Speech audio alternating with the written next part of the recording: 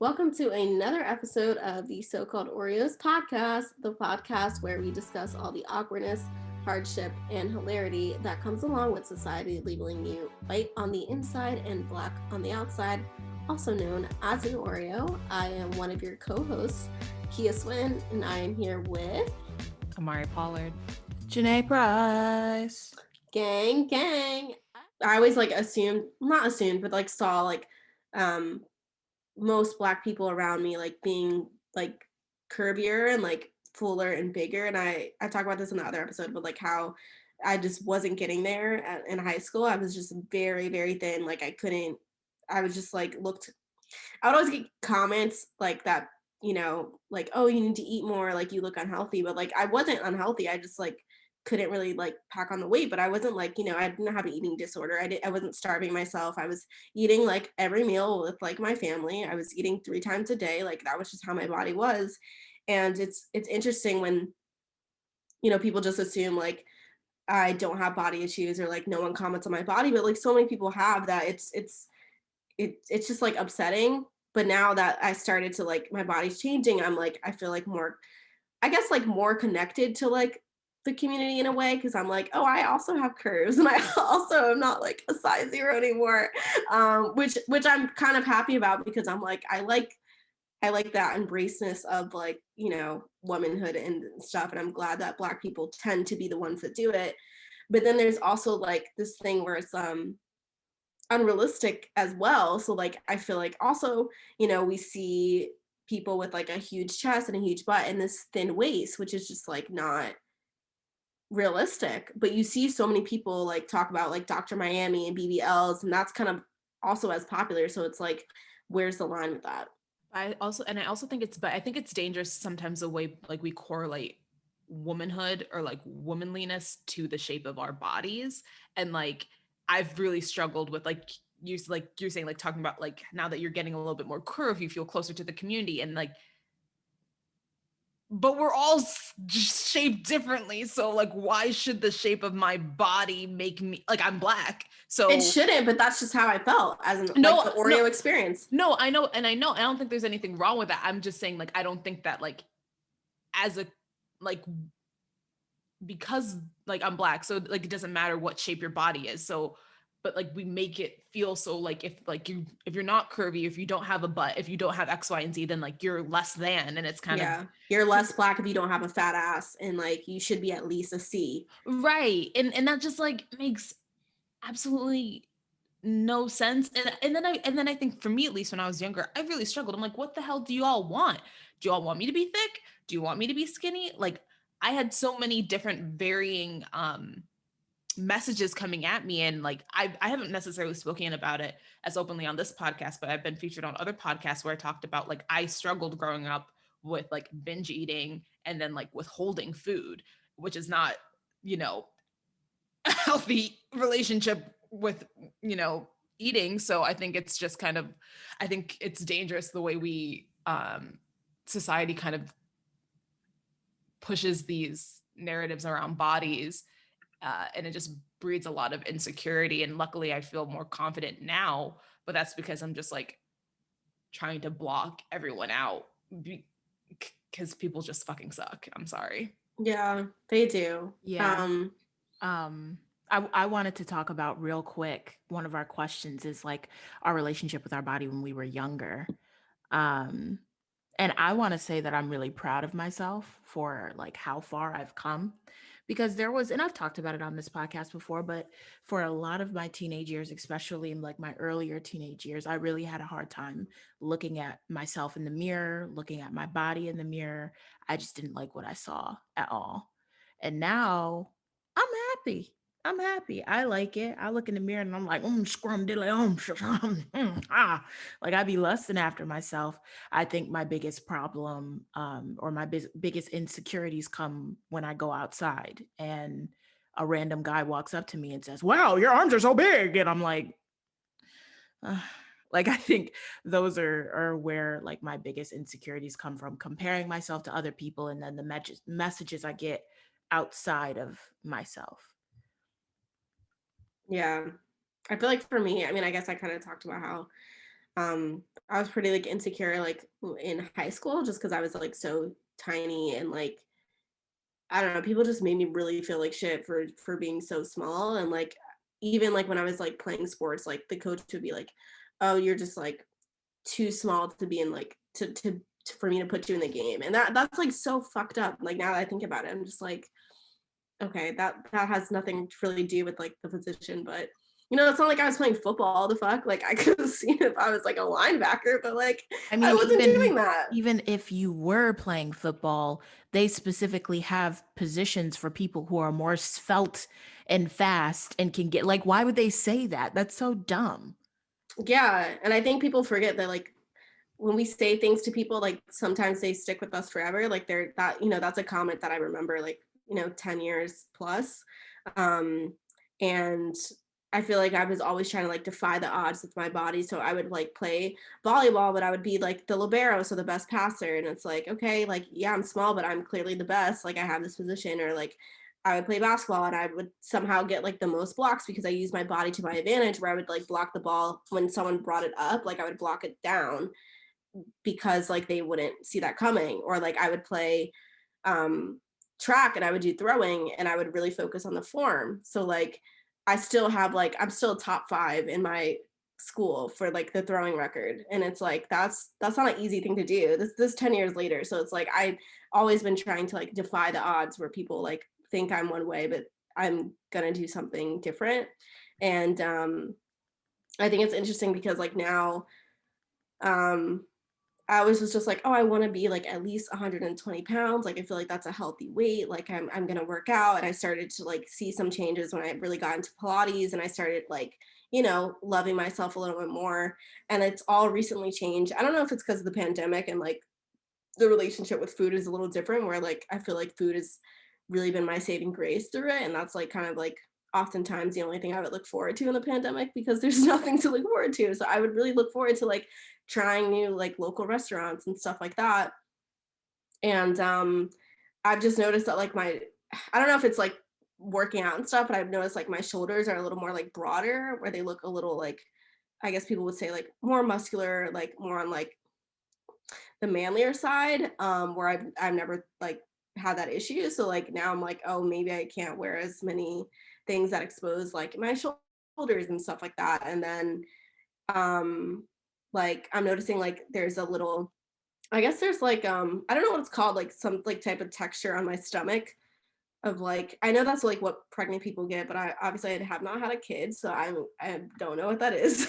And I noticed that like my waist is not like as thin, and like I can't really fit like the sizes that I've been fitting before. So just like those constant changes where I'm just like I have to pay more attention to like how like my stomach looks, and like I even tried on a bathing suit today and like I could fit the bottom but I couldn't fit the top. And I'm like, is this just because like the models that they have, or like what people's like new bodies are? But like it made me feel a little like iffy about it. And like I had like a little bit of like just not, I don't know, I guess it's just not my figure that I'm used to. And it's like really like trying to not feel shitty about it, but it's been like pretty hard for like the last couple of months. There was something that you said that was so interesting to me with sports and how because you were little and people were like, or smaller, people would often not expect things from you. And I had the complete opposite, where because I was so big, people would expect so much more from me. And instead of excelling, my knee jerk reaction was to quit or to not be in it, because I always felt like my size and my largeness directly impacted my femininity and took away from my femininity. So I spent so much of my life feeling like Shrek. Like when I would think about myself, I would literally think about Shrek and just feel Oh, so like if I'm too strong, if I'm too angry or competitive, or if I'm too good at this, I'm just going to be the big black girl. And that's all, the big beast, the big monster. And that's all anyone will think of me as. So I like always shrunk away from those things. I was like, nope, nope, nope. You won't catch me being too good at any damn sport. You won't catch me. Um, And also to your body changes, Kia. I know that that has to be hard. I mean, I go through it too. I was wearing waist beads for 0.3 seconds. And then I stopped because every single time I would get full, I would obviously get bloated. And then the waist beads, you would be reminded that you're bloated every time because they would get tighter on your stomach. And it really kind of created this triggering, I don't know if, like, it was just really triggering for me, where being aware of my fullness was like bad. It would make me not want to eat. It would make me uncomfortable in my body. So I had to cut off the damn waist piece because I was like, I'm too old to be feeling this uncomfortable in my own body. Um, so yeah, wow, this is deep. I mean, Yeah. something you were saying about the sports too, is I've gotten in the habit of turning, like when I watch sports, I turn off the commentary. I'll put it on mute, specifically if there's like, if it's tennis and there's a black woman playing, or like if it's, you know, lacrosse and there's like a black player and they say something in relation to the body or just something off. Um, I'll turn it off because it's like I'm like so hyper aware of how people describe black women's bodies. And like something that you said, like the beast, like I feel like even the language people will use is like aggressive or just um like I think I was watching some sporting event and someone like described her as like being a bully, or just like, you know, or they'll like talk about people's like, oh, like, or tennis, like her thighs are like should help her do X, Y, and Z or something. And it's just like the way people dissect other people's bodies just makes me so uncomfortable and it's so triggering. Um, and I think it's interesting how that can like seep into like sports or different areas of life, and how that like your experience playing sports like stays with you, or like how that made you feel. And I think it's interesting because, not to use the word interesting, but I think sports were kind of what helped me become more comfortable with my body. Just because playing lacrosse, it was kind of like I felt as though there was an appreciation for all different types of bodies, and we just learned to use them to our advantage. Or I remember one time in high school, I was really offended because my friend told me I had twerking thighs. And like that was her way of saying like your thighs are really thick. And I was like, I was so upset. I thought about that for weeks, and then I like would go on the lacrosse field, and you know my coach would be like, you know, this is going to help you get in like a solid defensive position, and like you can hone like the power of your lower body and doing X, Y, and Z. So that really helped me. But I think in being an adult and not playing a sport anymore, it's gotten weird. Not weird, but I'm not as active. I'm not doing as much. And so the changes come on more quickly. And then also when you add on, because I tore my ACL when I was playing lacrosse, so like my knees and like like I can't physically do the same type of activity, so it makes it harder. And that's something like I've definitely had to work through. And I think also like during the pandemic too, because when I'm stressed, I don't eat. So it's kind of having to be like more in tune with my eating habits, and just like being more aware of that, because I do know I had like a history of not being good when it comes to that stuff.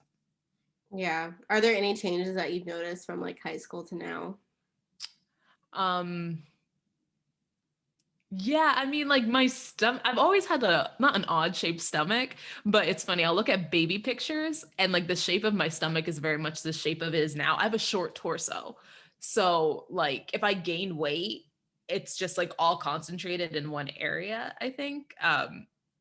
So I think like the change for me at least is that I've like in college I had I had abs. So like it's like I'm never gonna get to that place again. I think that's probably just been the biggest change, or like just seeing like the loss of muscle mass for me. It's like, oh, this used to be muscle, now it's just kind of just existing there. Like there's no strength. Like I can't lift. I can't do anything. Yeah. That's so interesting. I'm so annoyed because I feel like I would have liked a heads up in like school where it's like, hey, your body's gonna change like mid-20s. But the fact that it's kind of like, I was just like, I guess I'll have this body forever. And then it just kind of like hit me where it's like, oh shit, it's changing and I don't know what to do. No one told you? That your body changes in your 20s? No. My mom was always talking to me about that. She was no. always talking to me. I heard like maybe 30s. Like maybe when you have a baby, but not like fucking 25. No one said that. I personally think that I was kind of exposed to it early because everyone is in my family is larger, right? So when I was like a tween, my mother started doing Zumba and went on Weight Watchers, and she lost like 60 pounds. And she went from being like a larger woman to itty bitty. And she was constantly making us like aware of her journey and working out and asking us if we wanted to work out because we were all big. So I think personally, I've always kind of been aware of the ebb and flow of your body. And because I've always been bigger, I've always had kind of a fraught relationship with my body. I don't know what it is to not have a stomach. I don't know what it is for my thighs to not rub together. I don't know what it is to have abs. It's never been my story and it never will. Yeah. But I will say that I think that has kind of made me strong, and that's made me like, okay, like it is what it is. And also I am tall, and I don't think that I am the curviest larger woman, but I'm still curvy. And I completely will acknowledge I have privilege when it comes to being a larger woman because I am a size 14. I am tall. All of these things make finding clothes, which are already hard for me, still easier than they do for other bigger women. But a big change that I've seen in my body in my 20s, I was on birth control for like 2 years or something like that. A year? I can't remember. Whatever. But I do think my body hair has gotten curvier. And I'm not sure if it's birth control or I'm not sure if it's like I'm in my 20s and my body is like, impregnate me somebody. I'm not that sure. Happen. It happens. The belly gets prepared. Yes, like yes. They say like the hips. They like widen in the pouch. Like there's a area of the stomach that gets ready. Like it's I'm just gonna tell myself that that's my stomach. But now it's just annoying because it's like, well, I know contenders. Yeah. I like it though. I really like it. Like my boobs have gotten kind of like fuller and bigger. My waist is like cute. Like I don't know. I fuck with it heavy. I'm like, that's good though. But also that goes to like I think Janae's, I think your body is phenomenal, but it goes to like, you are like, not to be like you are shaped in all the right places, but like, I think when people talk about like bigger bodies or like, they're talking about like, you have to be like perfect up here and like on the butt good. And then like the slim, like waist or whatever, like curvy in all the right places. And I think I'm privileged. Curved in the right place. I am, now that big bodies are in, I am very privileged. I'll say it. I'm privileged. Okay, well, happy 50th episode. Happy 2-year anniversary. Thank you. Yeah, thank you guys so much for listening to this week's episode. You can talk to us on all social media at So-Called Oreos, and you can email us at socalledoreos@gmail.com if you have any questions or feedback. And you can listen to us anywhere you get podcasts. And we would super duper love it if you could just give us a rating, give us a follow, tell a friend. We do this podcast for free. It's a lot of time, work, and energy. So, just it's free to support. But yeah, until next time. Bye. Bye. Wow. I hit the mute. I'm so sorry. Delayed.